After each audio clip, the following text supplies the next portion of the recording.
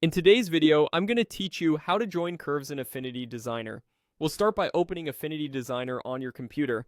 With your document open, click the shape you want to edit so it's active.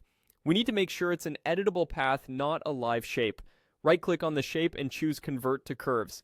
This turns the object into a curve with nodes you can edit. Next, select a node on the curve. Switch to the node tool if you're not already using it. That's the white arrow in the toolbar. With a node selected, look to the context toolbar at the top and click Break Curve. Breaking a curve at that node creates separate endpoints at that location, which is important when you're preparing to redirect or reconnect parts of a path.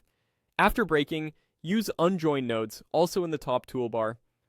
Unjoining separates connected nodes so you have clean, independent endpoints to work with. If you don't see a change, make sure you have the relevant node or node pair selected. You can shift-click to select more than one node.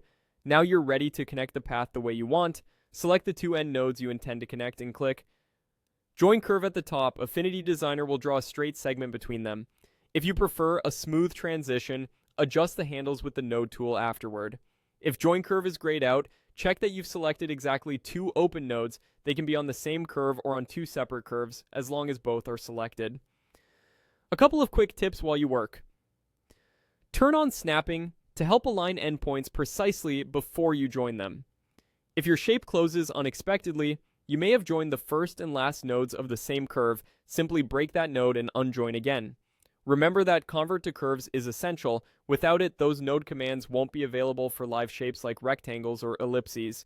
Once you've joined the curve where you need, you can refine the path by dragging handles, converting nodes between sharp and smooth, or adjusting stroke settings to make the join look natural. When everything looks right, deselect to preview the result. That's the process from start to finish. Open the app, select your shape, convert it, choose a node, break it, unjoin it, and then join the nodes you actually want connected. Follow these steps and you'll have precise control over how your paths connect in Affinity Designer.